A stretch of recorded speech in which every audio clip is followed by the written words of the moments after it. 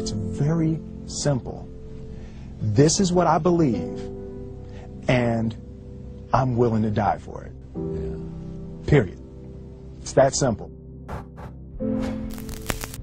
You can't be scared to die for the truth. The truth is the only thing that's ever going to be constant.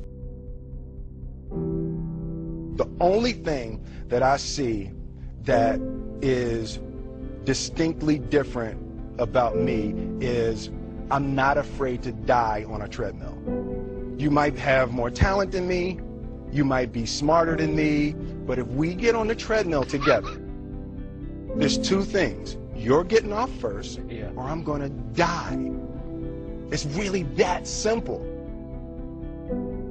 You're not going to outwork me. It's such a simple, basic concept. The guy who is willing to hustle the most is going to be the guy that just gets that loose ball. You know, he got two. Ooh, God, he hustled, he grabbed that one. That was going to be out of bounds, but he saved it back in. It's like the commodity that I see the majority of people who aren't getting the places they want or aren't achieving the things that they want in this business is strictly based on hustle. It's strictly based on being outworked. It's strictly based on missing crucial opportunities. I say all the time, if you stay ready, you ain't got to get ready. Greatness is not this wonderful, esoteric, elusive, God-like feature that only the special among us will ever taste. You know, it's something that truly exists in all of us. I want to do good. Yeah. I want the world to be better because I was here. I want my life, I want my work, my family, I want it to mean something. And it's like, it has, if you are not making someone else's life better, then you're wasting your time. You know, like your life will become better by making other lives better. The first step before anybody else in the world believes it is you have to believe it. There's no reason to have a plan B because it distracts from plan A. I realize that to have the level of success that I want to have, it's difficult to spread it out and do multiple things. It takes such a desperate, obsessive focus. You really got to focus with all of your fiber and all of your heart and all of your creativity.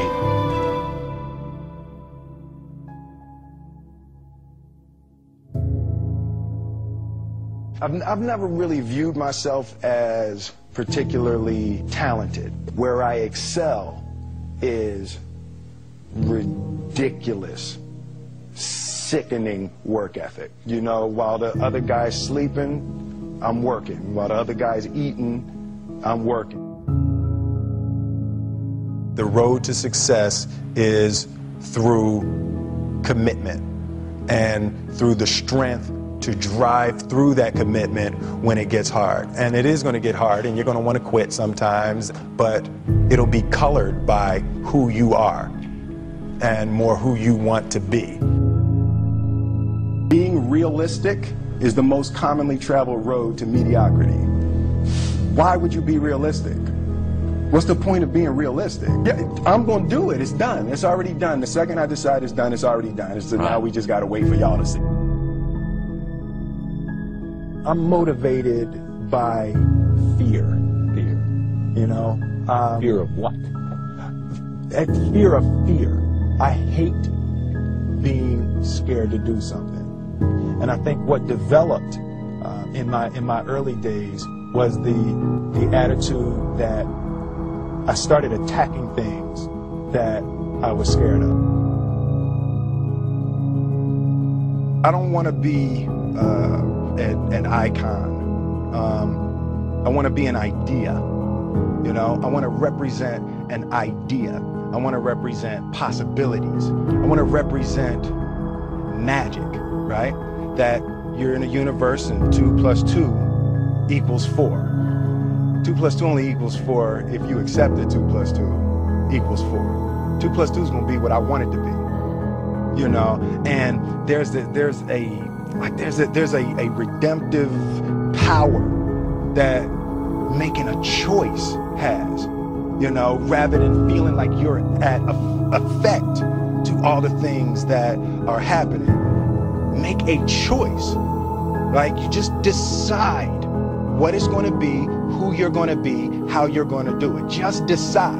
And then from that point, the universe is going to get out your way.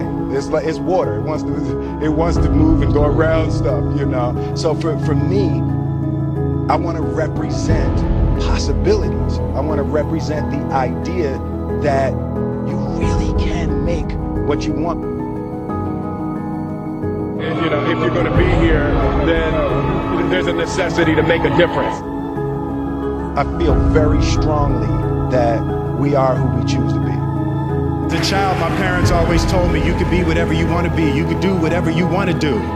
And, you know, that office, that position, the highest office on the face of the earth, it was something I heard my parents saying it, but I didn't totally believe it. Yet I went out in the world and I carried myself and I held my head high and I stood there and I looked people in their eyes and I talked to people as if I was deserving of everything that this planet has to offer. This one year, my father had his shop and he decided for whatever reason that he wanted a new wall on the front of his shop. So he tore down probably about 16 feet high and probably about 30 feet long. He just completely tore the wall down, and my brother and I had to dig a 6-foot hole. We would mix in the concrete by hand.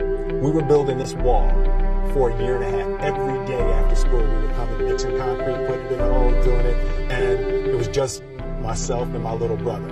And I remember standing back, looking at that wall, saying, there's going to be a hole here forever. A year and a half later, we laid the final brick. And my father stood back and he looked at me and my brother and said, don't y'all never tell me that you can't do something. And walked into the shop, and I learned very young, you don't try to build a wall. You don't set out to build a wall. You don't say, I'm gonna build the biggest, baddest, greatest wall that's ever been built. You don't start there. You say, I'm gonna lay this brick as perfectly as a brick can be laid. There will not be one brick on the face of the earth that's going to be laid better than this brick that I'm going to lay in this next 10 minutes. And you do that every single day. Soon you have a wall. And I think psychologically, the advantage that gives me over a lot of people that I have been in competition with in different situations is it's difficult to take the first step when you look how big the task is. The task is never huge to me. We didn't grow up with the sense that where we were was where we were going to be. You know, we grew up with the sense that where we were almost didn't matter because we were becoming something greater. The greatest thing in my career has been the constant commitment to putting something in the world of value, not putting something in the world that makes me look hot, you know. So I think as long as you can stay focused on delivering your art and delivering yourself and delivering your energy and delivering your ideas for the world to be better. Difference between depression and joy, right? And I think it's purpose, right? It's like when you wake up in the morning and your life means something to somebody other than you, that you have a purpose. If you don't go do the things that you're going to do, people's lives will suffer. And I think that kind of purpose, that like to live in service, not to you, but to live in service to humanity, to live in service to your family, to live in service to your church, to your city, to your country, to the world. Living in service is that, I feel like that is the purest form of joy. The separation of talent and skill is one of the greatest misunderstood concepts for people who are trying to excel, who have dreams that want to do things. Talent you have naturally. Skill is only developed by hours and hours and hours of beating on your craft. He who says he can and he who says he can't are both usually right. And I want you to keep in your heart, just know that you can.